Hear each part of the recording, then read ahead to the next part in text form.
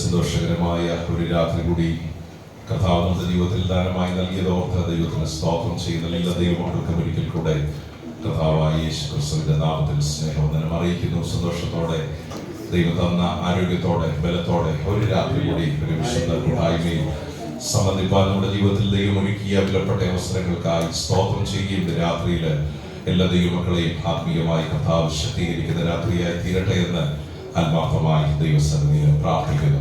ഒരു വേദഭാഗം നമുക്ക് ഒരു 10 നിമിഷങ്ങൾ ഒരുമിച്ച് അധ്യാനിക്കാം. നമുക്ക് ഫസ്റ്റ് കിങ്സ് 1 രാജാക്കന്മാരുടെ പുസ്തകം 18-ാം അധ്യായം ചാപ്റ്റർ 18 വേഴ്സ് 41 to 44 അതിന്റെ 41 മുതൽ 44 വരെയുള്ള വാക്യങ്ങൾ പ്രാർത്ഥനയോടെ നമുക്ക് വായിക്കാം. 1 രാജാക്കന്മാരുടെ പുസ്തകം 18-ാം അധ്യായം 41 മുതൽ 44 വരെയുള്ള വാക്യങ്ങൾ വായിച്ച് സഹായിക്കും.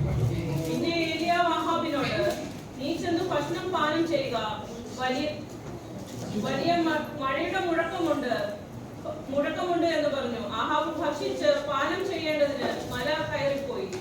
ഏലിയാവോ കർമ്മേൽ പർവ്വതത്തിന്റെ മുകളിൽ കയറി നിലത്ത് കുനിഞ്ഞ് മുഖം തന്റെ മുഴങ്കാലുകളുടെ നടുവിൽ വെച്ചു.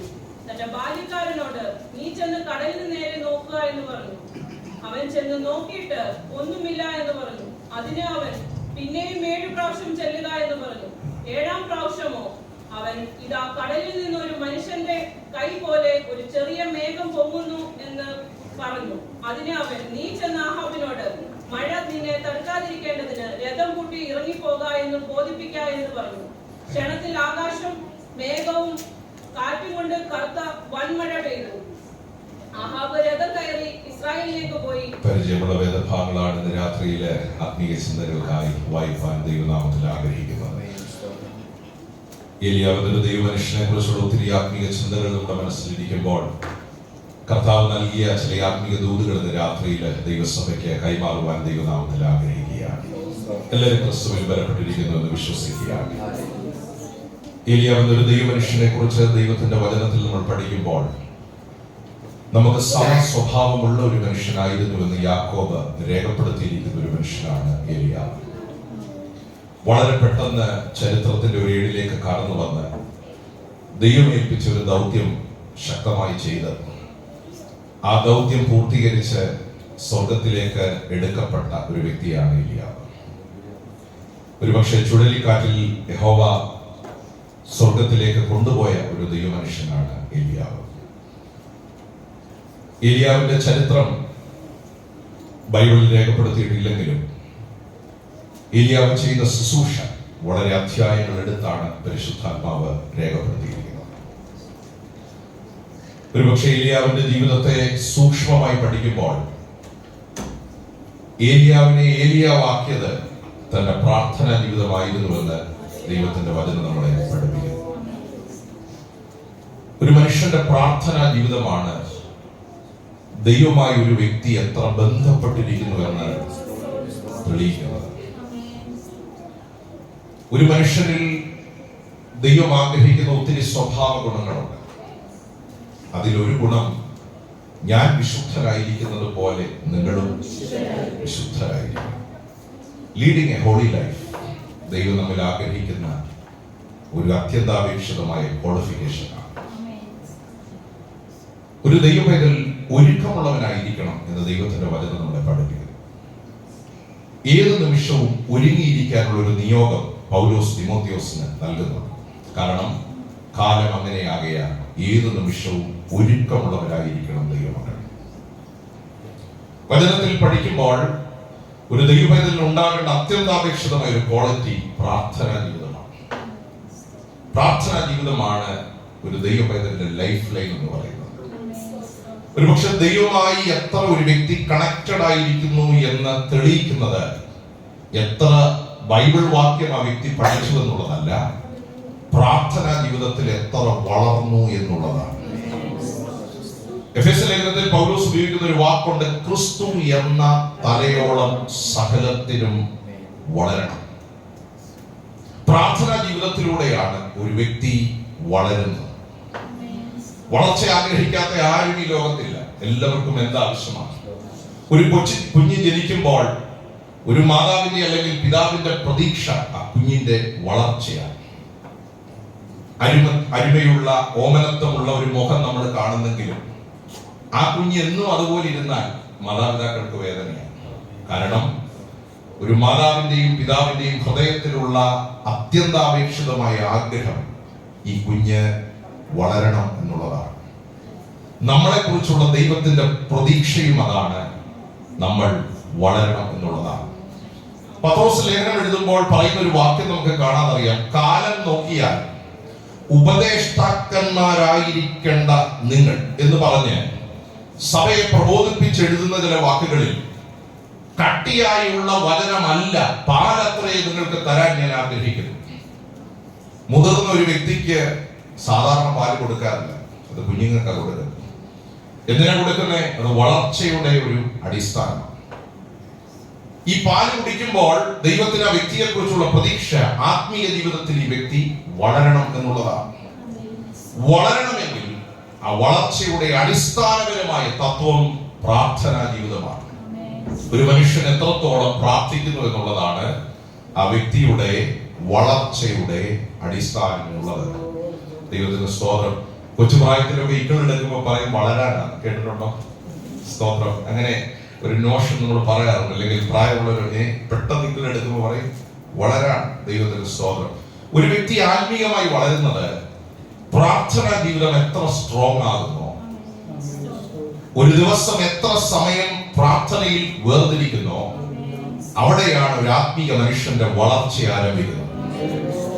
ദൈവത്തിന്റെ സ്തോത്രം. Devoting time in the presence of God. കർത്താവിന്റെ സന്നിധിയിൽ സമയങ്ങൾ വേർതിരിച്ച് പ്രാർത്ഥിക്കാനുള്ള മനോഭാവം നമുക്കുണ്ടാകണം. പ്രാർത്ഥിക്കാൻ മാത്രമല്ല, പ്രാർത്ഥനയിൽ വളരാനുള്ള മൈൻഡും നമുക്കുണ്ടാകണം. ഇത് രണ്ടാം. പ്രാർത്ഥിക്കുന്നതും പ്രാർത്ഥനയിൽ വളരുന്നതും രണ്ട് തലമാണ്. പ്രാർത്ഥിക്കാൻ എല്ലാവർക്കും കഴിയും, പക്ഷെ പ്രാർത്ഥനയിൽ വളരാൻ എല്ലാവർക്കും കഴിയില്ല. ഈ പദം നമ്മൾ ശ്രദ്ധിക്കണം. ഇവിടെ ഇരിക്കുന്നവരിൽ പ്രാർത്ഥിക്കാത്ത ആരുമുണ്ടെന്ന് ഞാൻ വിശ്വസിക്കുന്നില്ല. ഒരു വാക്കെങ്കിലും പ്രാർത്ഥിക്കാത്ത ആരും ഇതിനകത്ത് ഇല്ല എന്ന് തന്നെയാണ് എന്റെ വിശ്വാസം. നിങ്ങളുടെ മുഖം നോക്കുമ്പോൾ എനിക്ക് തിരിച്ചാണ് തോന്നുന്നത്. എങ്കിലും ഒരു വാക്കെങ്കിലും പ്രാർത്ഥിക്കാതെ ജോലിക്ക് പോകുന്ന ആരും ഇതിനകത്ത് ഉണ്ടാകുമെന്ന് ഞാൻ കരുതുന്നു. ഒരു വാചകമെങ്കിലും പ്രാർത്ഥിക്കാതെ, ഒരു പക്ഷെ ഒരു വാക്കെങ്കിലും പ്രാർത്ഥിക്കാതെ കിടന്നുറങ്ങുന്ന ആരും ഉണ്ടാകരുതേ എന്ന് തന്നെയാണ് എന്റെ പ്രാർത്ഥന. ഉണ്ടാകരുതേ എന്ന് തന്നെയാണ് എന്റെ പ്രാർത്ഥന. പ്രാർത്ഥന ഏതൊരു വ്യക്തിയുടെ ജീവിതത്തിലുണ്ട്. പലപ്പോഴും നമ്മൾ പ്രാർത്ഥിക്കുന്നത് പ്രതിസന്ധികളില്ല.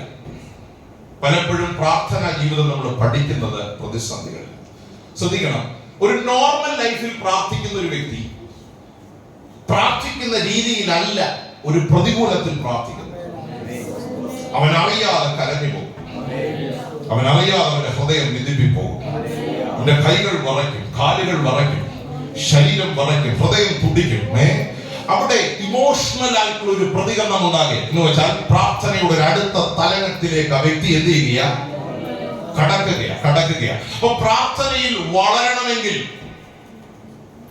ദൈവം നമ്മെ അതിന് യോഗ്യമായ സാഹചര്യങ്ങളിലൂടെ കടത്തിവിട്ടേ പറ്റും. സ്തോത്രം. ഐസിയുവിന്റെ മുൻപിൽ നിന്ന് ഡോക്ടർ പറയുക, ഇനി മാനുഷികമായി ഒന്നും ചെയ്യാൻ പറ്റില്ല, പ്രാർത്ഥിച്ചേ പറ്റൂ എന്ന് പറയുമ്പോൾ ഹൃദയത്തിൽ ഉണ്ടാകുന്ന ഒരു വിങ്ങലുണ്ട്, ഒരു വേദനയുണ്ട്. അത് പ്രാർത്ഥനയുടെ ഒരു വേറെ തലമാണ്. അത് സഭയെ പ്രാർത്ഥിക്കുന്ന പോലെ അല്ല. സഭയിൽ പ്രാർത്ഥിക്കുന്നത് പഠിച്ചു വെച്ച ഒരു പ്രാർത്ഥനയാണ്. നമുക്ക് ഭാഷയുണ്ട്, ശൈലിയുണ്ട്. ആ ശൈലി നമ്മളെ പഠിപ്പിച്ച വ്യക്തികളുണ്ട്. ചിലപ്പോൾ ദൈവദാസന്മാരാകാം, മാതാപിതാക്കളാകാം, സൺഡേ സ്കൂൾ ടീച്ചേഴ്സ് ആകാം. നമ്മുടെ പ്രാർത്ഥന പഠിപ്പിച്ച വ്യക്തികളുണ്ട്. സഭയിൽ പലപ്പോഴും പ്രാർത്ഥിക്കുന്ന പ്രാർത്ഥനകൾ നമ്മുടെ ചിന്താഗതികൾക്കനുസരിച്ച്, നമ്മുടെ ബുദ്ധിക്കനുസരിച്ച് നിയന്ത്രിക്കപ്പെടുന്ന പ്രാർത്ഥനയാണ്. പൗലോസ് ഒരിക്കൽ ഇങ്ങനെ കൊരിന്ത്യ ലേഖനത്തിൽ എഴുതി, ഞാൻ ബുദ്ധി കൊണ്ടും പ്രാർത്ഥിക്കും, ആത്മാവ് കൊണ്ടും. രണ്ട് തരത്തിലുള്ള പ്രാർത്ഥന നമുക്ക് ആവശ്യമാണ്. ഒരു ആഹാരത്തിന് വേണ്ടി പ്രാർത്ഥിക്കാമെന്ന് പറയുമ്പോൾ 1 മിനിറ്റ് കൊണ്ട് എന്ത് ചെയ്യണം? അത് വിവേകമാണ്. അത് പഠനത്തിൽ ദൈവം നമുക്ക് നൽകിയ ജ്ഞാനത്തിൽ. അവിടെ അരമണിക്കൂർ പ്രാർത്ഥിച്ചാൽ എന്ത് പറ്റും? സ്തോത്രം. ശുശ്രൂഷയുടെ അനുഗ്രഹത്തിനായി പ്രാർത്ഥിക്കാം, അല്ലെങ്കിൽ വചന ശുശ്രൂഷ അനുഗ്രഹത്തിനായി 3/4 മണിക്കൂർ പ്രാർത്ഥിച്ചാൽ നമ്മൾ എന്ത് പറയും? സ്തോത്രം. ഇത്ര പറയൂ, ആ മനുഷ്യൻ ഒട്ടും പരിജ്ഞാനമില്ല. സ്തോത്രം. എന്നാൽ ഒരു കാത്തിരിപ്പ് യോഗത്തിന് 1 മണിക്കൂർ പ്രാർത്ഥിച്ചാൽ ആരും കുറ്റം പറയില്ല. കാരണം ആ പ്രാർത്ഥന ആ തലത്തിലാണ്, അല്ലേ? സ്തോത്രം. രാവിലെ ജോലിക്കിറങ്ങിയ അരമണിക്കൂർ പ്രാർത്ഥിക്കില്ല. വിവേകത്തോടെ പ്രാർത്ഥിച്ച് നമ്മൾ എന്ത് ചെയ്യും? പ്രാർത്ഥനകൾക്ക് ബുദ്ധി കൊണ്ടുമുള്ള പ്രാർത്ഥനയുണ്ട്, ആത്മാവ് കൊണ്ടുമുള്ള പ്രാർത്ഥനയുണ്ട്. ഞാനിവിടെ സംസാരിക്കാൻ പോകുന്നത് ബുദ്ധി കൊണ്ടുള്ള പ്രാർത്ഥനയല്ല, അത് പഠിക്കപ്പെട്ട പ്രാർത്ഥനകളാണ്. ആരോ നമ്മളെ പഠിപ്പിച്ചതാണ്. അതിന് ഭാഷയുണ്ട്, അതിന് ശൈലിയുണ്ട്, അതിന് ഗ്രാമറുണ്ട്, അതിന് പഠിച്ചു വെച്ച വാക്കുകളുണ്ട്. ദൈവത്തിന്റെ സ്തോത്രം. പക്ഷെ അതിനപ്പുറത്ത് പ്രാർത്ഥനയിൽ ഒരു വളർച്ച ഇന്ന് രാത്രി പ്രാപിക്കാൻ കഴിയുന്ന ദൈവമക്കൾക്കായി ഞാൻ ദൈവത്തിന് സ്തോത്രം ചെയ്യുന്നു. അങ്ങനെ പ്രാർത്ഥിച്ചു തുടങ്ങണം. കർത്താവേ, പഠിച്ചു വെച്ച പ്രാർത്ഥനകൾക്ക് അപ്പുറത്ത് പ്രാർത്ഥനയുടെ ആഴങ്ങളിലേക്ക് ഇറങ്ങുവാനുള്ള ഒരു കൃപ. ശക്തമായ പ്രാർത്ഥന വെളിപ്പെടണമെങ്കിൽ പ്രാർത്ഥിക്കുന്ന വ്യക്തിയോടുള്ള ബന്ധവും ഉറപ്പുള്ളതായിരിക്കണം. പുതുതായി ഒരു വിശ്വാസി ഇവിടെ വരികയാണെന്ന് വെച്ചോ, ഞാൻ ഒരു വ്യക്തിയോട് സംസാരിക്കും. ആ കോൺവെർസേഷൻ ചിലപ്പോൾ 2, 3, 4, 5 മിനിറ്റ് നീളും, അതിൽ കൂടുതൽ നീളില്ല. കാരണം ആ വ്യക്തി എനിക്കൊരു പുതിയ വ്യക്തിയാണ്. ആ വ്യക്തിയെ ഞാൻ പഠിക്കുന്നേ ഉള്ളൂ. പക്ഷേ ആ ബന്ധം വളരുന്തോറും സംസാരത്തിന്റെ ശൈലികൾക്ക് മാറ്റം വരും, സമയത്തിന് മാറ്റം വരും. ബന്ധം എത്ര സ്ട്രോങ് ആകുന്നോ അത്രത്തോളം ആ കോൺവെർസേഷൻ എന്ത് ചെയ്യും? നിങ്ങൾ ശ്രദ്ധിച്ചിട്ടുണ്ടോ? നമുക്ക് ഒത്തിരി ബന്ധമില്ലാത്തവരോട് അധികം നമ്മൾ എന്ത് ചെയ്യത്തില്ല. അരമണിക്കൂർ ഒരാളോട് സംസാരിക്കണമെങ്കിൽ ഒരു ഇമോഷണൽ അറ്റാച്ച്മെന്റ് ആ വ്യക്തിയോടുണ്ട്. അതുകൊണ്ടാണ് നമ്മൾ അത്രയും നേരം സമയമെടുത്ത ആ വ്യക്തിയോട് എന്ത് ചെയ്യുന്നത്. ശ്രദ്ധിക്കണം, ദൈവത്തോട് കണക്ഷൻ ഉള്ളവർക്ക് പ്രാർത്ഥനയിൽ വളരാൻ പറ്റും. ആ ബന്ധത്തിന്റെ ഊഷ്മളത വർദ്ധിക്കുന്നതിനനുസരിച്ച് പ്രാർത്ഥനയുടെ അവിടെ പറയാൻ ഒത്തിരി കാര്യങ്ങളുണ്ട്, അവിടെ എടുത്തിടാൻ ഒത്തിരി പുതിയ വിഷയങ്ങളുണ്ട്, അവിടെ വികാരങ്ങളുണ്ട്, അവിടെ കണ്ണുനീരുണ്ട്, അവിടെ ഇമോഷൻ ഉണ്ട്, അവിടെ ആഴമായ ബന്ധങ്ങളുണ്ട്. ചിലപ്പോൾ വാക്കുകൾ കൊണ്ടല്ല അവിടെ പ്രതികരിക്കുന്നത്, ഇമോഷൻ കൊണ്ട് പ്രതികരിക്കുന്നത്. എന്ന് വെച്ചാൽ ആ വ്യക്തി പ്രാർത്ഥനയിൽ വളരുകയാണ്. ഇന്ന് രാത്രി ദൈവമക്കളോട് പറയാം, ബുദ്ധിക്കപ്പുറത്ത് ദൈവമായുള്ള ആഴമായ ബന്ധത്തിലേക്ക് കടന്നു വന്ന് പ്രാർത്ഥനയുടെ ദൈർഘ്യം നീളുന്ന അനുഭവങ്ങൾ ഈ ദിവസങ്ങൾ ആത്മീയ ജീവിതത്തിൽ പ്രാപിച്ചെടുക്കാനുള്ള കൃപയ്ക്ക് വേണ്ടി ദൈവമക്കൾ ആത്മാർത്ഥമായി പ്രാർത്ഥിക്കണം. ഏലിയാവിനെ കുറിച്ചുള്ള വലിയ അഡ്രസ് ഒന്നും ബൈബിൾ എഴുതിയിട്ടില്ല. പക്ഷെ ബൈബിൾ പറയുന്ന ഒരു സത്യമുണ്ട്, ഏലിയാവ് പ്രാർത്ഥനാ മനുഷ്യനായിരുന്നു. പലപ്പോഴും ഏലിയാവിന് ലഭിച്ച കോൺഫിഡൻസ് പ്രാർത്ഥനയിലായിരുന്നു. രാജാവിന്റെ മുഖത്ത് നോക്കി ഞാൻ പറയാതെ ദേശത്ത് മഞ്ഞും മഴയും പെയ്യുകയില്ല എന്ന് പറയാനുള്ള ധൈര്യം ഉണ്ടായത് പ്രാർത്ഥനയിലാണ്, ആ ബന്ധത്തിലാണ്. അതൊരു കോൺഫിഡൻസ് അല്ലേ? പ്രാർത്ഥിക്കുന്ന ഒരു വ്യക്തിക്ക് ധൈര്യമുണ്ട്, പ്രാർത്ഥിക്കുന്ന ഒരു വ്യക്തിക്ക് കോൺഫിഡൻസ് ഉണ്ട്. രക്തത്താൽ ജയമെടുക്കിയ പെട്ടെന്നുണ്ടാകുന്ന ശോധനകൾക്ക് മുൻപിൽ ആ വ്യക്തി പതറിപ്പോകത്തില്ല. കാരണം ധൈര്യം നൽകിയത് ദൈവത്തിന്റെ പരിശുദ്ധാത്മാവാണ്. ഈ ഏരിയ ഒത്തിരി അറിയപ്പെട്ടതാണ്, ഒരു പബ്ലിക് ഫിഗർ അല്ല. ദൈവത്തിന് സ്തോത്രം. ഒത്തിരി അറിയപ്പെട്ട ആളോ, ഒത്തിരി ലൈക്കുകളോ ഷെയറുകളോ ഒന്നും ആളല്ല, ഒത്തിരി കോണ്ടാക്റ്റുകളുള്ള ആളല്ല. തിഷ്പിന അത്രേ ഉള്ളൂ. ഒത്തിരി കോണ്ടാക്ട് ഉള്ള ആളൊന്നും എന്റെ കൂടെ നിങ്ങളുണ്ടോ? പക്ഷേ ഈ മനുഷ്യന്റെ ഏറ്റവും വലിയ പ്രത്യേകത ദൈവമായുള്ള തന്റെ ബന്ധം വളരെ സ്ട്രോങ് ആയിരുന്നു. അതുകൊണ്ട് ദൈവം പറഞ്ഞൊരു ദൂത് ആഴമായി വിശ്വസിച്ചു. ഞാൻ പറയാതെ മഞ്ഞും മഴയും അത് രാജാവിന്റെ മുഖത്ത് നോക്കി പറയണമെങ്കിൽ ആ വ്യക്തിയുടെ അകത്ത് വ്യാപിച്ച ധൈര്യം, അത് നൽകിയത് ഉയരത്തിന് ധൈര്യമായിരുന്നു. സ്തോത്രം. ഞാൻ വചനമൊക്കെ വായിച്ചു വന്നപ്പോൾ എന്റെ ഹൃദയത്തിനകത്ത് ഉണ്ടായ സന്തോഷം ഞാൻ പറയാം. ഈ പ്രാർത്ഥനയുടെ ആഴങ്ങളിൽ ഒരാൾ വളർന്നാൽ ചില കോൺഫിഡൻസ് ആ വ്യക്തിയിൽ വളരും. ധൈര്യത്തോടെ, ബോൾഡായി, തന്റെ ഇടത്തോടെ ചില പറയാനുള്ള കൃപ. ഇങ്ങനെ പറയട്ടെ, മറ്റുള്ളവരെ ധൈര്യപ്പെടുത്താൻ, മറ്റുള്ളവരെ ശക്തീകരിക്കാൻ, വചനത്തിൽ ഉറപ്പിക്കാനുള്ള ഒരു ബോൾഡ്നെസ് ആ വ്യക്തിയുടെ മേൽ വെളിപ്പെടുന്നത് പ്രാർത്ഥനയുടെ ആഴത്തിലാണ്. സ്തോത്രം. നമ്മളെല്ലാം ആ നിലകളിൽ കോൺഫിഡന്റ് ആയിരിക്കണമെന്ന് പരിശുദ്ധാത്മാവ് ആഗ്രഹിക്കുകയാണ്. നമ്മുടെ മുഖത്ത് ആ കോൺഫിഡൻസ് എന്ത് ചെയ്യണം? സ്തോത്രം. ചിലപ്പോഴൊക്കെ പ്രസംഗിക്കുമ്പോൾ ഞാൻ പറയുന്ന ഒരു കാര്യം, പാസ്റ്ററെ പോലും ധൈര്യപ്പെടുത്തുന്നവരായി നമ്മൾ മാറണം.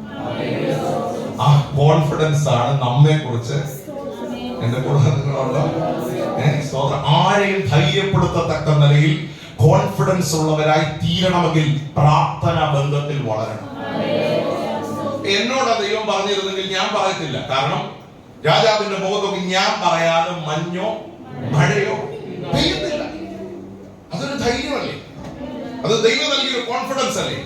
പക്ഷേ പിന്നീട് നമ്മൾ കാണുന്നുണ്ട് ഇസബേലിന്റെ മുൻപിൽ ഈ കോൺഫിഡൻസ് എല്ലാം എന്ത് ചെയ്യും? കാരണം പ്രാർത്ഥനയിൽ നിലനിൽക്കാൻ കഴിഞ്ഞാലേ ഈ ധൈര്യം നമുക്ക് മറ്റുള്ളവർക്ക് എന്ത് കൊടുക്കാൻ പറ്റും? പകർന്നു കൊടുക്കാൻ പറ്റും. നിങ്ങളുടെ ഓഫീസിൽ മറ്റുള്ളവർക്ക് ധൈര്യം കൊടുക്കുന്ന ഒരു വ്യക്തിയായി നിങ്ങൾ മാറണം. സ്തോത്രം. ഒരു വല്ലാത്ത ലോകത്തിലാണ് നമ്മൾ ജീവിക്കുന്നത്. നമ്മുടെ സഭയ്ക്കകത്ത് നിങ്ങളെ കണ്ടാൽ ഒരു 10 പേർക്ക് അകത്ത് ചൈതന്യം വരണം. നമ്മളെ കണ്ട ഒരു 10 പേരെങ്കിലും ചിരിക്കാറുണ്ടോ? അതൊക്കെ അറിയാറുണ്ടോ? നമ്മുടെ വാക്ക് കേട്ട് ആർക്കെങ്കിലും ധൈര്യം തോന്നാറുണ്ടോ? എല്ലാവരും ഉണ്ടോ? നമ്മുടെ ചുറ്റുമുള്ളവരും പോകുമ്പം അവരുടെ അകത്തൊരു ധൈര്യം ഉണ്ടാകണം. ഇരുന്നത് ആരുടെ കൂടെ?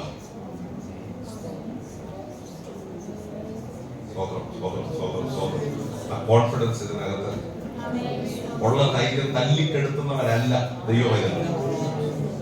എന്റെ ഭവനത്തിനകത്ത് അസാധാരണമായ ധൈര്യം നിങ്ങളുടെ മേൽ വ്യാപരിച്ച് മറ്റുള്ളവരെ ബലപ്പെടുത്തുവാനുള്ള കൃപ നിങ്ങൾ പ്രാപിക്കണമെങ്കിൽ ദൈവവുമായുള്ള ബന്ധത്തിൽ നിങ്ങൾ വളരണം. നിങ്ങളുടെ പറയാം, പ്രാർത്ഥിക്കാൻ പഠിച്ചാൽ പോരാ, പ്രാർത്ഥനയിൽ വളരുന്നവരായി.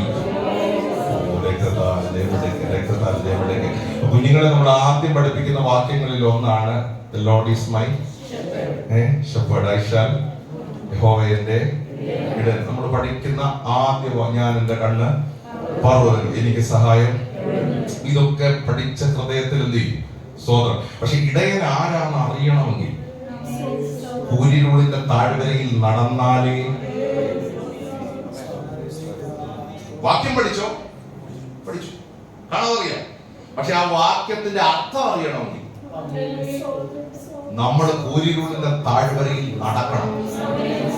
അവിടെയാണ് ഒരു ഇടയന്റെ വടിയും കോലും എന്നെ ആശ്വസിപ്പിക്കുന്നുവെന്നും ഒരു ഇടയൻ എങ്ങനെ എന്നെ പരിപാലിക്കുന്നു എന്ന് അറിയണമെങ്കിൽ ദൈവത്തിന് സ്തോത്രം ചെയ്യാം. ഹല്ലേലൂയ. ആ ബന്ധത്തിൽ വളരുന്നവരായി ദിവസങ്ങളിൽ തീരാനുള്ള ഒരു ദൈവിക നിയോഗമാണ് ഇന്ന് രാത്രി കർത്താവ് ദൈവമക്കളുടെ മേൽ പകരുന്നത്. പഠിച്ചു വെച്ച പ്രാർത്ഥനകളല്ല, പഠിച്ചു വെച്ച വാക്യങ്ങളല്ല, മറിച്ച് അതിനപ്പുറത്ത് ആത്മാവിൽ ദൈവത്തോട് പ്രതികരിക്കാൻ, പ്രാർത്ഥിക്കാനുള്ള ഒരു മനസ്സ് നമ്മൾ എന്ത് ചെയ്യണം? സ്തോത്രം. ഞാൻ ഇങ്ങനെ ചിന്തിക്കാം, നമുക്ക് മാറ്റിവെക്കാൻ പറ്റിയ ഒരു വലിയ കാര്യമാണ് പ്രാർത്ഥന. മറ്റു പലതും നമുക്ക് ജോലി നമുക്ക് മാറ്റിവെക്കാൻ പറ്റുമോ? പറയത്തില്ല. ഇല്ല. കഴിക്കുന്നത് നമുക്ക് മാറ്റിവെക്കാൻ പറ്റുമോ? ഇല്ല. നിങ്ങൾ എന്റെ കൂടെ വരുന്നുണ്ട്. ഡ്രസ് തേക്കുന്നത് മാറ്റിവെക്കാൻ പറ്റുമോ? ഇല്ല. സ്തോത്രം. അത്യാവശ്യമായി കുടുംബത്തിൽ ചെയ്യേണ്ട കാര്യങ്ങളൊക്കെ ചെയ്യാതിരിക്കാൻ പറ്റുമോ? ഇല്ല. ചെയ്തില്ലെങ്കിൽ കുഴപ്പമൊന്നുമില്ല. നമുക്ക് ഒത്തിരി പിടിച്ചിരിക്കാൻ പറ്റില്ല. കാരണം നമ്മൾ ചെയ്യേണ്ട ഉത്തരവാദിത്തങ്ങളുണ്ട്. അതെല്ലാം നമ്മൾ എന്ത് ചെയ്യാൻ പറ്റും? നമുക്ക് ഈസി ആയിട്ട് സ്കിപ്പ് ചെയ്യാൻ പറ്റിയ ഒരു കാര്യമാണ് എന്ത്? അതാണ് ഏറ്റവും രസം.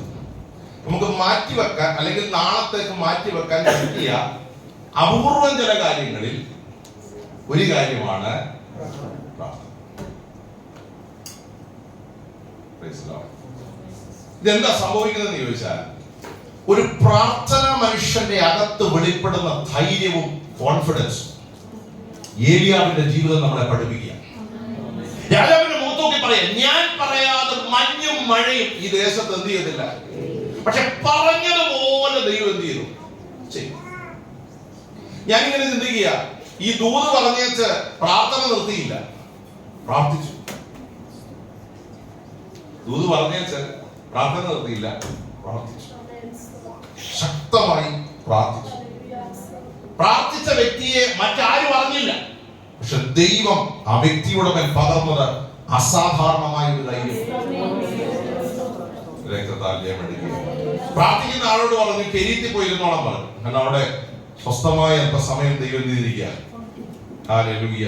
അപ്പൊ ദൈവം ആ സാഹചര്യങ്ങളൊക്കെ ഒരുക്കി തക്ക സമയത്ത് ഫുഡ് കിട്ടും.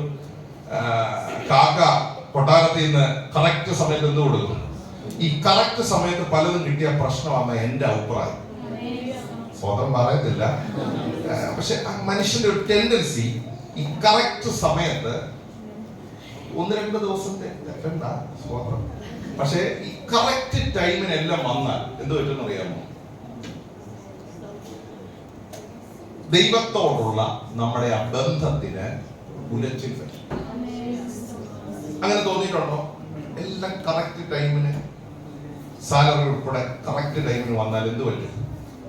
നമ്മുടെ അകത്തുണ്ടാകുന്ന ഒരു കോൺഫിഡൻസ് ഉണ്ട്. ഞാനൊരു പറയണ്ട ആണെന്നൊരു ചിന്ത നമ്മുടെ അകത്ത്. സ്തോത്രം.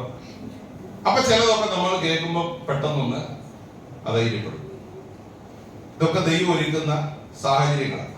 അപ്പൊ കറക്റ്റ് ടൈമിന് ഫുഡ് കിട്ടുന്നതോടും ഏലിയാവ് കംഫർട്ടബിൾ ആയിരുന്നു. വെള്ളം കുടിക്കുക, കൊട്ടാരത്തിൽ നിന്നുള്ള ആഹാരം കഴിക്കുക. പക്ഷെ ഈ തോട് വറ്റാൻ തുടങ്ങി. അപ്പൊ എനിക്ക് തോന്നുന്നു പ്രാർത്ഥനയുടെ ലെവലും ചിലത് വറ്റാൻ തുടങ്ങുമ്പോഴാണ് പിന്നെ നെഞ്ചത്തടിക്കാനൊന്നും ആരും പറയണ്ട. സ്തോത്രം. പിന്നെ പ്രാർത്ഥിക്കാൻ ആരും എന്ത് ചെയ്യണ്ട. കാരണം സാഹചര്യം നമ്മളെ ഫോഴ്സ് ചെയ്യും ആ പ്രാർത്ഥനയുടെ ലെവലിലേക്ക്. സ്തോത്രം. എന്റെ ചിന്ത ഞാൻ പറയാം, ശ്രദ്ധിക്കണേ. ഈ കെരീത് തോട്ട് വറ്റിക്കൊണ്ടിരിക്കുന്ന ഓരോ ദിവസം ആര് കണ്ടോണ്ടിരിക്കുക? കണ്ണുകൊണ്ട് ഓരോ ദിവസം ഡ്രൈ അപ്പ് ചെയ്യുക. എല്ലാവരും ഇവിടെ ഉണ്ടോ? ഇത് കാണുമ്പോ അകത്ത് എന്തുണ്ടാവും? കാരണം ഇത്രയും നാള് കറക്റ്റ്. എനിക്ക് തോന്നുന്നു ഇടയ്ക്ക് ഒരു മിസൈലൊക്കെ വരുന്നത് തോന്നുന്നുണ്ടോ? നമ്മൾ ഒന്ന് കഴിഞ്ഞ ദിവസം ഒരാളുടെ അടുത്ത് സംസാരിച്ച ഒരു യൗവനക്കാരനാണ്. അപ്പൊ ഇങ്ങനെ സംസാരിച്ച് കുറെ കാര്യങ്ങളൊക്കെ സംസാരിച്ചു വന്നപ്പോ അവസാനം എന്നോട് പറഞ്ഞ ഒരു കാര്യം എന്നെ വളരെ ചിന്തിപ്പിച്ചു. ഈ സന്തോഷമുണ്ട്. എന്ന് പറഞ്ഞു, പക്ഷെ ഇനിയുള്ള കാലത്ത് പ്രാർത്ഥിക്കാൻ നിൽക്കാൻ പറ്റുമെന്ന് തോന്നുന്നില്ല. ഹലോ, ജോലിയുമായി ബന്ധപ്പെട്ട ചില വിഷയങ്ങളൊക്കെ ഇങ്ങനെ പറഞ്ഞു വന്നപ്പോ എന്നോട് പറഞ്ഞു, അവസാനം പറഞ്ഞ ഡയലോഗ് എനിക്ക് ഇഷ്ടപ്പെട്ടു. ഇനിയുള്ള കാലത്ത് എന്താ പറയാ, പ്രാർത്ഥിക്കാതെ നിൽക്കാൻ പറ്റുമെന്ന് ആ തോന്നൽ ഉണ്ടാകാന് ഇത്രയും നാളും ആ തോന്നല് ഭാഷ എന്താ ചിരിക്കുന്നത്? എനിക്കിങ്ങനെയൊക്കെ കാര്യം കേൾക്കുമ്പോ ഭയങ്കര എനിക്കിങ്ങനെയുള്ള കാര്യം കേൾക്കുമ്പോ ഭയങ്കര, കാരണം അവിടെയാണ് നമ്മൾ ആത്മീയമായി ഒഴുക്കപ്പെടുന്നത്. നമ്മൾ സ്റ്റേബിൾ അല്ലെന്നും നമ്മൾ നിലനിൽക്കുന്നത് ദൈവത്തിന്റെ കൃപയാണെന്നും ഈ കൃപ ഇല്ലെങ്കിൽ നമുക്ക് ഒരു സ്റ്റെപ്പ് മുന്നോട്ട് വെക്കാൻ പറ്റില്ലെന്നും ഒരു ദൈവവേദന തിരിച്ചറിയുന്നിടത്താണ് അവന്റെ ആത്മീയ ജീവിതത്തിന്റെ വിജയം ആരംഭിക്കുന്നത്. ഞാൻ ഒന്നുകൂടെ പറയാം, നമുക്ക് സ്വന്തമായി നിൽക്കാൻ കഴിയില്ലെന്നും ആ ദൈവത്തിന്റെ കൃപയില്ലാതെ ഒരു സെക്കൻഡ് പോലും നമുക്ക് മുന്നോട്ട് പോകാൻ കഴിയില്ലെന്നും ഒരു ദൈവവേദന തിരിച്ചറിയുന്നിടത്താണ് അവന്റെ ആത്മീയ ജീവിതത്തിന്റെ വിജയം ആരംഭിക്കുന്നത്. സ്തോത്രം, സ്തോത്രം, സ്തോത്രം, സ്തോത്രം, സ്തോത്രം. ഞാനിങ്ങനെ ചിന്തിക്കുക, നമ്മളായിരുന്ന ആ സ്ഥാനത്തെന്നെങ്കിൽ ഒന്ന് നോക്കിക്കേ. ഓരോ ദിവസം ഈ റിവർ വറ്റിക്കൊണ്ടിരിക്കുന്നത് നമ്മുടെ കണ്ണുകൊണ്ട് നമ്മൾ എന്ത് ചെയ്യുക? ഹലോ, അവിടെ നമ്മൾ പ്രാർത്ഥിക്കുവോ അതോ പരിവേഷം വരുമോ? നിങ്ങൾ പറഞ്ഞേ, ഏത് ഫീലിംഗ് ആയിരിക്കും നമ്മളിലേക്ക് വരുന്നത്? ഇത് കണ്ണിന്റെ മുമ്പിൽ ഓരോ ദിവസവും വെള്ളത്തിന്റെ അളവ് കുറഞ്ഞ് കുറഞ്ഞ് കുറഞ്ഞ് കുറഞ്ഞ്. അപ്പൊ കാൽക്കുലേറ്റ് ചെയ്ത് എത്ര ദിവസം കൂടെ അങ്ങനെ കാൽക്കുലേറ്റ് ചെയ്തിട്ടുണ്ടോ? നമ്മളൊക്കെ അതിന്റെ ബുദ്ധിമുട്ട് ഇത് എത്ര ദിവസം കൂടെ നിൽക്കും? ഇത് കുറയും തോറും മനസ്സിനകത്തുണ്ടാകുന്ന ആദി, ഈ ആദിക്കകത്ത് ദൈവം പറഞ്ഞു, നീ വിഷമിക്കണ്ട, ഞാനൊരു അഡ്രസ് തരാം, അവിടെ നിന്നെ പുലർത്തേണ്ടതിന് ഞാൻ കൽപ്പിച്ചിട്ടുണ്ട്. അഡ്രസ്സും മേടിച്ച് പേപ്പറുമായിട്ട് എവിടെ പോവാ? ദൈവം പറഞ്ഞ അറിയാം, നിങ്ങൾക്കറിയാം, സരഫത്തില് അവിടെ ചെന്നപ്പോഴാണ് മനസ്സിലായത് അദ്ദേഹത്തെക്കാൾ ഗതികേടിലാണ്. അപ്പൊ ദൈവം കൊടുത്ത ധൈര്യമായിട്ട് ഒരു ചെറിയ കോൺഫിഡൻസുമായിട്ട് സാരഫത്തിലെ വിധവയുടെ അടുക്കൽ ചെല്ലുമ്പം ഏലിയാവിനുള്ള വലിയ പ്രതീക്ഷ, ഞാൻ രക്ഷപ്പെടും. അവിടെ ചെന്നെങ്കിലും അവിടെ ചെന്നെങ്കിലും പക്ഷെ അവിടെ ഇതിനേക്കാൾ പ്രാർത്ഥിക്കേണ്ട വിഷയങ്ങളാണ്. കാരണം അവസാനിക്കാൻ പോവാ. ജീവിതം തന്നെ വെറുത്തു പോയ ഒരു കുടുംബത്തിലേക്കാണ് സാഹചര്യം. അപ്പൊ എന്റെ ചിന്ത ഏലിയാവിന്റെ അകത്തെ പ്രാർത്ഥന മനുഷ്യൻ ഉണർന്നു. ഒരാളെ ഉണ്ടാക്കിക്കൊണ്ട് വരാൻ പറഞ്ഞു. എന്നെ ചോദ്യമാണ്. ഞങ്ങൾ അവസാനിക്കാനിരിക്കുക, വലിയ പ്രതീക്ഷയൊന്നും. സ്തോത്രം. പക്ഷേ അവിടെ ഏലിയാവിന്റെ അകത്തെ പ്രാർത്ഥന മനുഷ്യന്റെ മനസ്സ് ട്രിഗർ ചെയ്തെന്ന് എന്റെ വിശ്വാസം. ശക്തമായൊരു പ്രാർത്ഥന വെളിപ്പെട്ടപ്പോ കോൺഫിഡൻസ് കയറി, ധൈര്യം കയറി. പറഞ്ഞു, ഇനി മഴ പെയ്യുന്ന കാലത്തോളം കലത്തിലെ മാവും കുറയത്തില്ല. ഈ ധൈര്യം എവിടെ നിന്നാണ് കിട്ടുന്നത്? പ്രാർത്ഥനയിലാണ്. ഒരു ദൈവത്തിന്റെ കോൺഫിഡൻസ് എന്തിനാ? ഇന്ന് രാത്രി ചിലരോട് ദൈവാത്മാവിൽ ദൂത് പറയുക, നീ ഉണരണമെങ്കിൽ, നിന്റെ അകത്തൊരു ധൈര്യം വ്യാപരിക്കണമെങ്കിൽ പ്രാർത്ഥനയുടെ ആഴങ്ങളിലേക്ക് ഇന്ന് രാത്രി ഇറങ്ങിച്ചെല്ലാൻ അഭിഷേകമുള്ള നിയോഗമുള്ള ചില ജീവിതങ്ങളിൽ പരിശുദ്ധാത്മാവ് ഇന്ന് രാത്രി പൂർത്തീകരിക്കുക. അതിന്റെ ആഴത്തിലാണ് ദൈവത്തിന്റെ ആത്മാവ് ഒരു അസാധാരണമായ ധൈര്യം.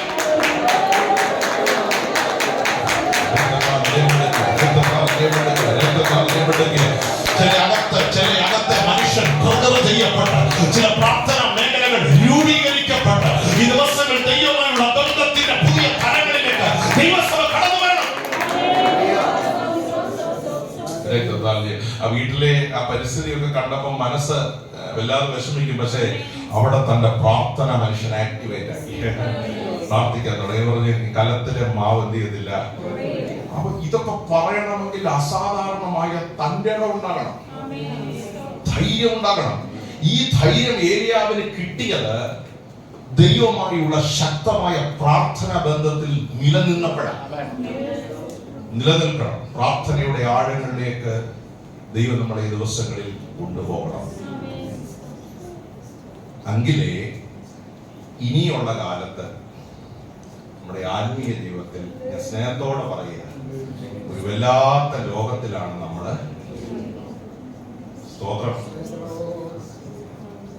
വർഷമൊക്കെ അവസാനിക്കുമ്പോ സാധാരണ ദൈവാസന്മാര് പറയും അടുത്ത വർഷം ഒരു അനുഗ്രഹമായി. അങ്ങനെ പറയാൻ പറ്റാത്ത വിഷമം തോന്നരുത്, ഞാനങ്ങനെ പറയാറില്ല. അങ്ങനെ ഒരു ലോകത്തിലേക്ക് നമ്മള് 26-നേക്കാൾ കർത്താവിന്റെ വരെ താമസിച്ചാൽ അധികം വെല്ലുവിളിയായിരിക്കും 27. അങ്ങനെ ഒരു ലോകമാണ്. ഒരു വല്ലാത്ത കാലഘട്ടത്തിലേക്ക് വന്നിരിക്കുമ്പോൾ ദൈവജനം നിലനിൽക്കണമെങ്കിൽ ആ പ്രാർത്ഥനയുടെ ആഴങ്ങളിലേക്ക്, ആ ബന്ധത്തിലേക്ക്, നിങ്ങൾ കാര്യമായുള്ള ബന്ധം ഉറപ്പാക്കണം. ദൈവമായുള്ള, ക്രിസ്തുവുമായുള്ള ആ ഉറച്ച ബന്ധത്തിലേക്ക്. സ്തോത്രം, സ്തോത്രം, സ്തോത്രം. ഞാൻ ഈ വചനം ഇന്ന് വൈകിട്ട് ധ്യാനിച്ചുകൊണ്ടിരിക്കുമ്പോൾ ഒത്തിരി പ്രാർത്ഥന മേഖലകൾ ഈ സഭയ്ക്കകത്ത് തകർന്നു കിടക്കുക. ഈ ദിവസങ്ങളിൽ അത് റെസ്റ്റോർ ചെയ്യപ്പെട്ട ഭവനങ്ങൾക്കകത്ത്, തലമുറകൾക്കകത്ത്, വ്യക്തികൾക്കകത്ത് ഇടിഞ്ഞു പോയ ചില യാഗപീഠങ്ങളെ പണിതെടുക്കുവാനുള്ള ഒരു ദൈവിക നിയോഗം ഇന്ന് രാത്രി പരിശുദ്ധാത്മാവ് നൽകിയ സമയം വേർതിരിച്ച് ചില യാഗപീഠങ്ങളെ പൊക്കിക്കെട്ടുവാൻ, അതിന്മേൽ ശക്തമായ പ്രാർത്ഥനകൾ ഉയരുവാൻ, കുടുംബമായി, വ്യക്തികളായി ഈ ദിവസങ്ങളിൽ തയ്യാറാകുന്ന ദിനങ്ങളായി തീരണമെന്ന ഒരു നിയോഗം ദൈവദാസനെന്നുള്ള നിലയിൽ ഇന്ന് രാത്രി ദൈവസഭയ്ക്ക് കൈമാറുക. പ്രാർത്ഥനയാണ് നമ്മുടെ ഉറപ്പ്, പ്രാർത്ഥനയാണ് നമ്മുടെ ധൈര്യം എന്ന് പറയുന്നത്. ദൈവത്തിന് സ്തോത്രം ചെയ്യുക. ഈ മഴ പെയ്യാത്ത ഇത്രയും കാലഘട്ടത്തിലും ഏലിയാവിനെ നിലനിർത്തിയത് ഈ പ്രാർത്ഥനയുടെ ശക്തി തന്നെയാണ്. ദൈവത്തിന് സ്തോത്രം ചെയ്യുക.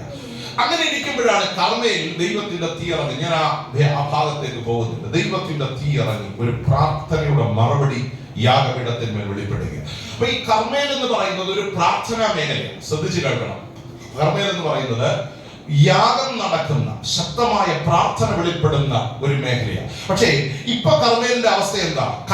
കല്ലിന്മേൽ ശേഷിക്കാതെ അത് തകർന്നു പോയ ഒരു അവസ്ഥയിലേക്ക് എന്ത് ചെയ്തിരിക്കുക, വന്നിരിക്കുക. സോദരൻ, ഈ കർമ്മേലിൽ ചെന്നപ്പോൾ ഏലിയാവ് ആദ്യം ചെയ്തത് തീയിറക്കുകയല്ലായിരുന്നു, മറിച്ച് ഓരോ ഗോത്രങ്ങൾക്കും ഓരോ കല്ല് വീതം എടുത്ത് ആ യാഗപീഠങ്ങളെ പണിത് അതിന്മേൽ വെള്ളമൊഴിച്ചതിനെ ശുദ്ധീകരിച്ച് ദൈവം നൽകിയ പ്രമാണത്തിൽ ശക്തമായ യാഗം അവിടെ വെളിപ്പെടുത്തുവാൻ തീരുമാനിക്കുക. സ്തോത്രം. യാഗപീഠം പണിയണം. ആര് പണിയും? ഈ അബ്രഹാം എന്ന ദൈവമനുഷ്യനെ നമ്മൾ പഠിക്കുമ്പോൾ ചെന്നിടത്തൊക്കെ യാഗപീഠം പണിത് ദൈവത്തെ ആരാധിച്ചു. അബ്രഹാമിന്റെ ഏറ്റവും വലിയൊരു തീരുമാനമാണ് ചെന്നിടത്തൊക്കെ യാഗപീഠം പണിത് ദൈവത്തെ എന്ത് ചെയ്തു? അതിന്റെ പിന്നിൽ വില കൊടുത്തു. ദൈവം കൊടുത്ത പ്രമാണം അനുസരിച്ചുള്ള യാഗപീഠങ്ങൾ അവിടെ ഉയർന്നു. അപ്പൊ കർമ്മേലിൽ യാഗപീഠമുണ്ട്. പക്ഷേ ആരാധന വെളിപ്പെടുന്നിടത്ത് കാലങ്ങളായി അത് വെളിപ്പെടാതെ ആ യാഗപീഠങ്ങൾ തകർന്നുപോയി. ആ തകർന്ന മേഖലയിലേക്കാണ് ഏലിയാവ് വന്ന് ശക്തമായൊരു പ്രാർത്ഥനയ്ക്ക് നിയോഗത്തോടെ ആ ദൗത്യം ഏറ്റെടുക്കുന്നത്. ദൈവത്തിന് സ്തോത്രം ചെയ്യുക. ഞാൻ പലപ്പോഴും ചിന്തിച്ചിട്ടുള്ള ഒരു കാര്യമാണ്, ഈ അശേരയുടെയും ബാലിന്റെയും 850 പ്രവാചകന്മാർ ഇസ്രായേൽ ഉൾപ്പെടെ ഒരു വലിയ സംഘം അവിടെ നിൽക്കുമ്പോൾ ഈ സംഘത്തിന്റെ മുൻപിലാണ് ഒരു യാഗത്തിനായി ഏലിയാവ് ഒരുക്കപ്പെടുന്നത്. ദൈവത്തിന് സ്തോത്രം ചെയ്യുക. ഫസ്റ്റ് ചാൻസ് ഇവർക്ക് കൊടുത്തു. അശേരയുടെയും ബാലിന്റെയും പ്രവാചകന്മാർ ഇവര് ശക്തമായി പ്രാർത്ഥിക്കുന്നവരാ കേട്ടോ. സ്തോത്രം. സാധാരണ വ്യക്തികളൊന്നുമല്ല, നിങ്ങൾ അങ്ങനെ ചിന്തിക്കരുത്. ഇവര് നല്ലപോലെ പ്രാർത്ഥിക്കുന്നവരാ. പക്ഷേ നിങ്ങൾ ശ്രദ്ധിച്ച് 850 പ്രവാചകന്മാർ പ്രാർത്ഥിച്ചിട്ടും ഒരാളുടെ വാക്കിനെ ദൈവം മാനിച്ചു. ഒരാളുടെ വാക്കിനെ ദൈവം എന്ത് ചെയ്തു? എന്തൊരു ധൈര്യമാണ്. ഈ 850 പേരും ബൈബിൾ പറയുന്നത് പ്രവാചകന്മാരാണ്. ആരായിരുന്നു? പ്രവാചകന്മാരാണ്. സ്തോത്രം ചെയ്യുക.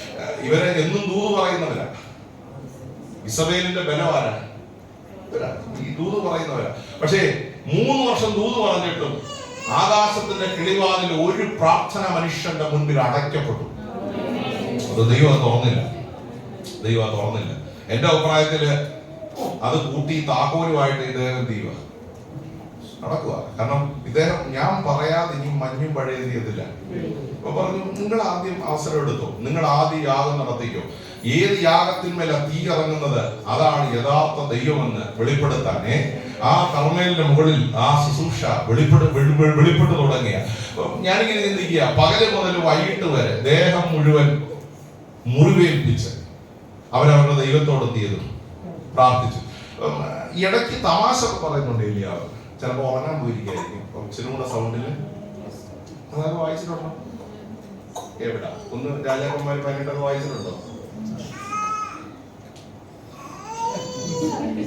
ഉണ്ടോ? വായിച്ചിട്ടുണ്ടോ? ഉണ്ട്. അപ്പം എന്റെ കൂടെ നിങ്ങൾ വരണം. ഇടയ്ക്ക് ഒരു തമാശ ഒക്കെ പറയും, സർക്കാസം പോലെ തമാശ ഒക്കെ പറയും. ഇച്ചിരി കൂടെ ഉറക്കം വിളിക്കില്ല. ചിലപ്പോ ഉറങ്ങുമായിരിക്കും. ഹലോ, ചിലപ്പോ ടൂറിലായിരിക്കും. കേട്ടോ, തമാശ ഒക്കെ പറയും. എന്ത് കോൺഫിഡൻറ്റാ. തമാശ ഒക്കെ ഇടയ്ക്ക് ഇച്ചിരി തമാശ ഒക്കെ എന്ത് ചെയ്യണം? എപ്പോഴും മസിൽ പിടിച്ച് എന്ത് ചെയ്യരുത്? കേട്ടോ, എപ്പോഴും എന്ത് ചെയ്യരുത്? ഇടയ്ക്ക് ചെറിയ തമാശ ഒക്കെ മസിലൊക്കെ റിലാക്സ് ചെയ്യും. ദൈവത്തിന് സ്തോത്രം. ഈ ഗൗരവം ഉള്ളപ്പോ 6 മസിൽ വർക്ക് ചെയ്യുന്ന, ചിരിക്കുമ്പോ ഒറ്റ മസിൽ വേദ നല്ലത്.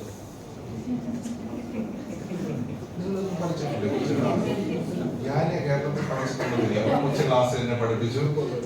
ചിരിക്കുമ്പോ മസിൽ, പക്ഷെ ഗൗരവമുള്ള 6 മസിൽ വർക്ക് ചെയ്യുന്ന. എല്ലാവരും കൂടെ ഉണ്ടോ? അപ്പൊ ഏതാ നല്ലത്? ഇടയ്ക്കൊക്കെ ഒന്ന് ചിരിക്കണം. ഇടയ്ക്കൊക്കെ ആരെങ്കിലും കാണുമ്പോ ഒന്ന് ചിരിക്കണം. അതൊക്കെ ഒരു സന്തോഷം, അതൊരു ഉത്സാഹമാണ്. ദൈവത്തിന്റെ സ്തോത്രം. ഇടയ്ക്കൊക്കെ ഒരു തമാശ ഒക്കെ. സ്തോത്രം പറയോ? അറ്റ കൈ പറയോ? അവസാനം നമുക്ക് നാണക്കേടാവരുത്. അത്യാവശ്യം തമാശ ഒക്കെ എന്ത് ചെയ്യണം?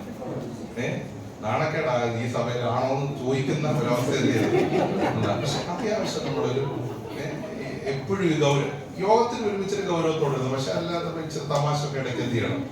വീട്ടിലൊക്കെ പറയണം. ദൈവത്തിന്റെ സ്തോത്രം. അപ്പം ഏലിയാവ് തമാശ പറയുന്ന ഒരാളാണ്. അതാ ഞാൻ പറഞ്ഞത്. ചിലപ്പോൾ ഉറങ്ങാൻ പോയിരിക്കായിരിക്കും, ചിലപ്പോൾ യാത്രയിലായിരിക്കും, കുറച്ചും കൂടെ സ്പീഡിൽ അല്ലെങ്കിൽ കുറച്ചും കൂടെ സൗണ്ട് എടുത്ത് ചെയ്യാം. ദൈവത്തിന്റെ സ്തോത്രം. പക്ഷേ രാവിലെ മുതൽ വൈകിട്ട് വരെ ഇവര് വിളിച്ചിട്ടും ആ ദൈവം അവരുടെ പ്രാർത്ഥന കേട്ടില്ല. അവിടെയാണ് ഏലിയാവ് രംഗത്തേക്ക് വരുന്നത്. ഏലിയാവിന്റെ പ്രാർത്ഥന എഫക്റ്റീവ് ആകാൻ കാരണം യാഗപീഠം നന്നാക്കി അവിടെയാണ് ദൈവത്തിന്റെ തീ ഇറങ്ങിയത്. ഒറ്റ വാക്കിൽ, ഞാൻ ജീവനുള്ള ദൈവത്തിന്റെ ദാസന് അറിയേണ്ടതിന് ഒറ്റ ഒരു സെന്റൻസിലുള്ള പ്രാർത്ഥന രക്തത്താൽ ജയമെടുക്കുകയാണ്. ഞാനിങ്ങനെ ചിന്തിക്കുക, ഈ പ്രാർത്ഥന ഇത്ര സ്ട്രോങ് ആകാൻ കാരണം ഇതിന്റെ പിന്നിൽ 3 വർഷം പ്രാർത്ഥിച്ചു. അത് ഒറ്റ സെന്റൻസ് അല്ല, പക്ഷെ ഇതിന്റെ പിന്നിൽ എന്തുണ്ടായിരുന്നു? മുഴങ്കാല് മടങ്ങി വീണ് കിടന്ന് ദൈവസന്നിധിയിൽ എന്ത് ചെയ്തു? ചിലരോട് ഇന്ന് രാത്രി പരിശുദ്ധാത്മാവ് ഒരു നിയോഗം പോലെ പറയുക, അത് ഒരു മിനിറ്റിൽ നടന്ന ഒരു അത്ഭുതമല്ല, ഒരു സെന്റൻസിൽ നടന്ന ഒരു അത്ഭുതമല്ല. വർഷങ്ങൾ ഇതിന്റെ പിന്നിൽ മുഴങ്കാല് മുടക്കി ഏലിയാവ് പ്രാർത്ഥിച്ചപ്പോൾ ആ പ്രാർത്ഥനയ്ക്ക് മുന്നിൽ ആകാശത്തിന്റെ കിളിവാതിൽ തുറന്ന് ദൈവത്തിന്റെ തീ അവിടെ ഇറങ്ങി.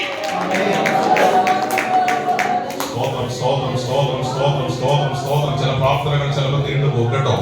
ദീർഘമായ 3 വർഷങ്ങൾ പ്രാർത്ഥിക്കുക. ഏലിയാവിന് ഒരു കാര്യം ഉറപ്പുണ്ട്, ഈ പ്രാർത്ഥനയുടെ അവസാനം ഒരു തീ ഇറങ്ങും ഇല്ലേ? അത് പ്രാർത്ഥിക്കുന്നതിന് ഒരു ധൈര്യമാണ്. ദീർഘമായ 3 വർഷങ്ങൾ കരഞ്ഞു, ദീർഘമായ 3 വർഷങ്ങൾ മുഴങ്കാലിൽ നിന്നു, പക്ഷെ അത് ആരും കണ്ടില്ല. പക്ഷെ ആ പ്രാർത്ഥനയുടെ മുൻപിൽ ഒരു ദൈവത്തിന്റെ തീ ഇറങ്ങും. ഇന്ന് രാത്രി ചിലരോട് ദൈവത്തിന്റെ ആത്മാവ് ഒരു നിയോഗം പോലെ പറയുകയാണ്. ദൈവത്തിന്റെ സ്തോത്രം, പ്രാർത്ഥനയിലെ തീ ഒരു നിമിഷം കൊണ്ട് അടങ്ങുന്നതല്ല, ഒരു ദിവസം കൊണ്ട് സംഭവിക്കുന്നതല്ല. അതിന്റെ പിന്നിൽ ഒരു പ്രോസസ് ഉണ്ട്.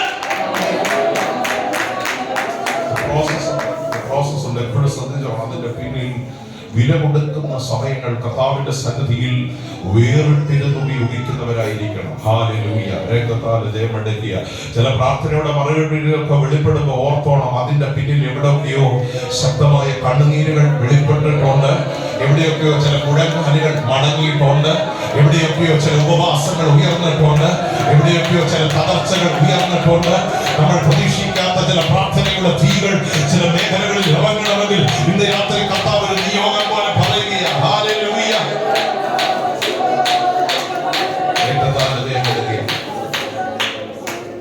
37-38 വാക്യങ്ങൾ ശ്രദ്ധിച്ച് ആ പ്രാർത്ഥനയുടെ ഒരു സ്ട്രെങ്ത് അവിടെ എഴുതിയിട്ടുണ്ട്. 12-ാം അധ്യായം chapter 18 verse 37 and 38. 37-38 വാക്യങ്ങൾ ഒന്ന് വായിച്ചു. യഹോവേ, എനിക്ക് ഉത്തരം അരുളണമേ.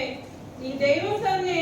യഹോവേ, നീ തങ്ങളുടെ ഹൃദയം വീണ്ടും തിരിച്ചു എന്ന് ഈ ജനം അറിയേണ്ടതിന് എനിക്ക് ഉത്തരം അരുളണമേ എന്ന് പറഞ്ഞു. ഒറ്റ സെന്റൻസ്. അടുത്ത വാക്യം ശ്രദ്ധിച്ചോ. ഉടനെ യഹോവയുടെ തീ ഇറങ്ങി ഹോമയാഗവും വിറകും മണ്ണും ദഹിപ്പിച്ച് തോട്ടിലെ വെള്ളവും പറ്റിച്ചു കളഞ്ഞു. ഉടനെ എന്നൊരു പദം ആവേശം നൽകുന്നൊരു പദമാണ്. അത് വായിക്കുന്ന ഏതൊരു വ്യക്തിക്കും ആവേശം ഉണ്ടാകും. ഉടനെ. പക്ഷെ ആ ഉടനെയുടെ പിന്നിൽ 3 വർഷത്തെ കണ്ണുനീര്, അത് പലരും ശ്രദ്ധിക്കില്ല. ചില ഉടനെകളുടെ പിന്നിൽ ശക്തമായ പ്രാർത്ഥനകൾ. കരയണം. കരഞ്ഞാൽ ചില ഉടനകൾ സഭയ്ക്കകത്തും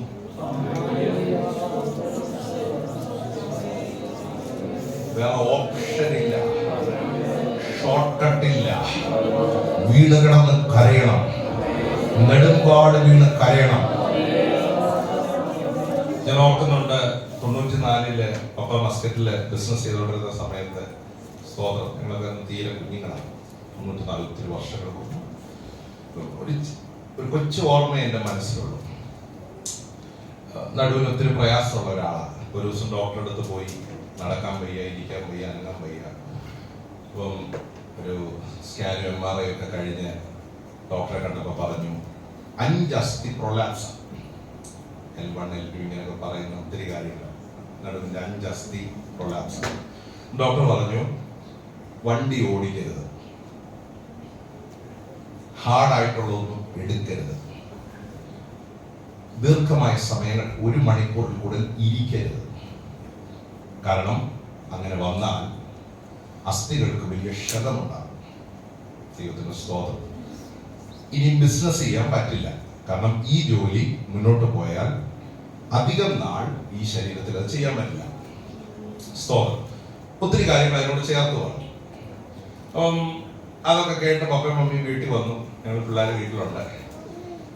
ഇവര് 2 പേരും വന്ന് വീണ് കിടന്ന് കരഞ്ഞത് എനിക്ക് ഓർമ്മയുണ്ട്. വീണ് കിടന്ന് താഴോട്ട് വീണ്. സ്തോത്രം.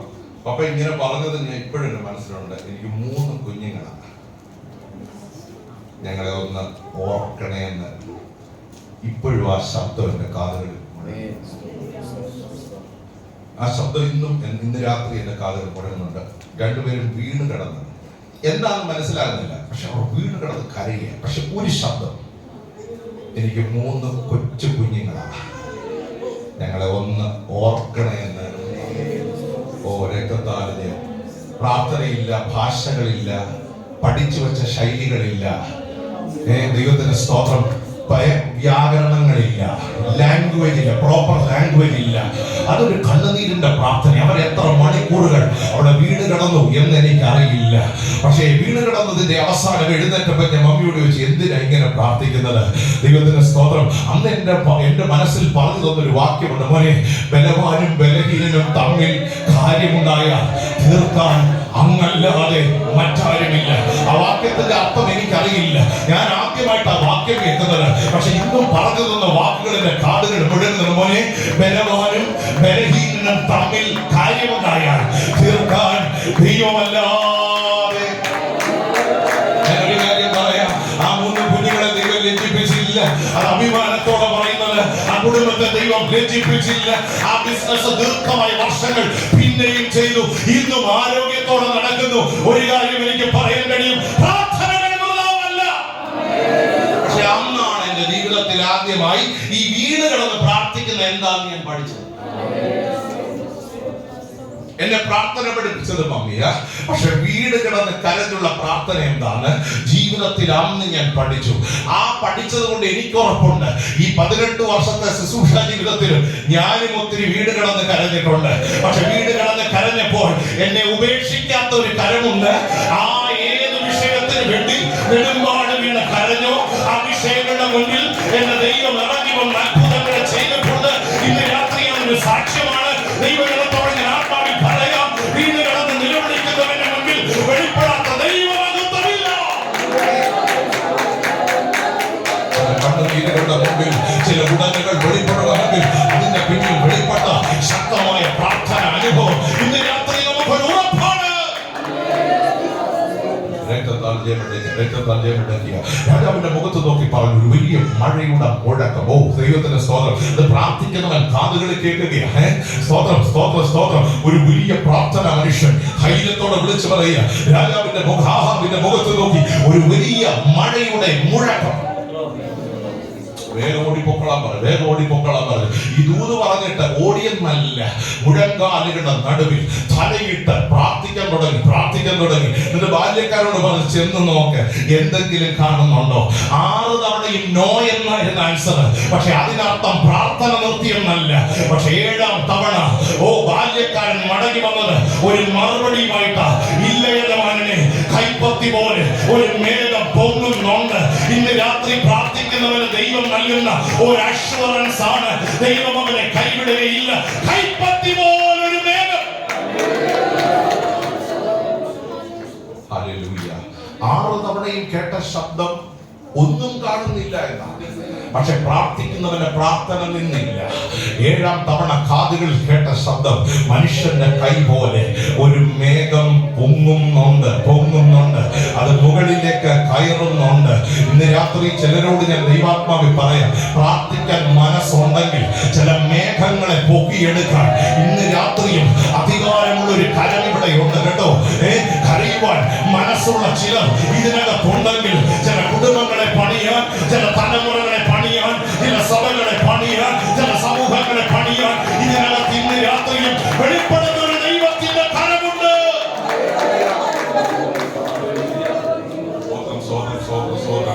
ഒരു കാര്യം ഞാൻ പറയാം, പ്രാർത്ഥിക്കുന്നവൻ ശ്രദ്ധിക്കേണ്ട ഒരു കാര്യം, എപ്പോൾ മറുപടി വെളിപ്പെടണമെന്ന് പ്രാർത്ഥിക്കുന്നവനല്ല തീരുമാനിക്കുന്നത്, പ്രാർത്ഥന കേൾക്കുന്നവനാണ്. നമ്മുടെ പ്രശ്നം പ്രാർത്ഥിക്കുന്ന നമ്മൾ തീരുമാനിക്കും എപ്പം എനിക്ക് ഈ വിഷയത്തിന്. അപ്പൊ പ്രാർത്ഥിക്കുന്ന നമ്മളാണ്.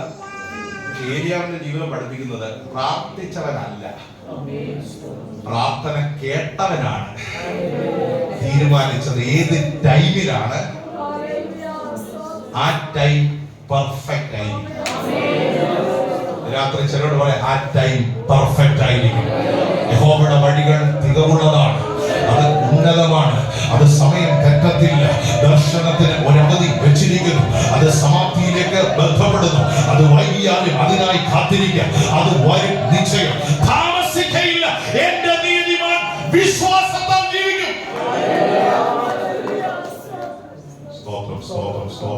സ്തോത്രം സ്തോത്രം സ്തോത്രം. 6 തവണ ആൻസർ നോ ആയതുകൊണ്ട് പ്രാർത്ഥന മനുഷ്യൻ പ്രാർത്ഥന നിർത്തിയെന്നല്ല, പ്രാർത്ഥന തുടർന്നു എന്നാണ്.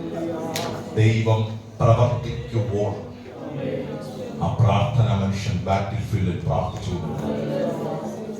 സ്തോത്രം.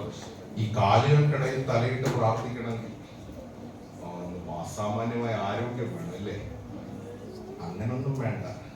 അറ്റ്ലീസ്റ്റ് കസേരയിലിരുന്നെങ്കിൽ നമ്മൾ എന്ത് ചെയ്യണം? നിങ്ങൾ ശ്രദ്ധിച്ച കാലുകൾ നിവർത്തി അതിനകത്ത് തലയിട്ട് പ്രാർത്ഥിക്കണമെങ്കിൽ കുമ്പിട്ട് വളഞ്ഞ് റാ പോലെ വളഞ്ഞാലേ എവിടെ വരും? ആകൃതി ശ്രദ്ധിച്ചിട്ടുണ്ടോ?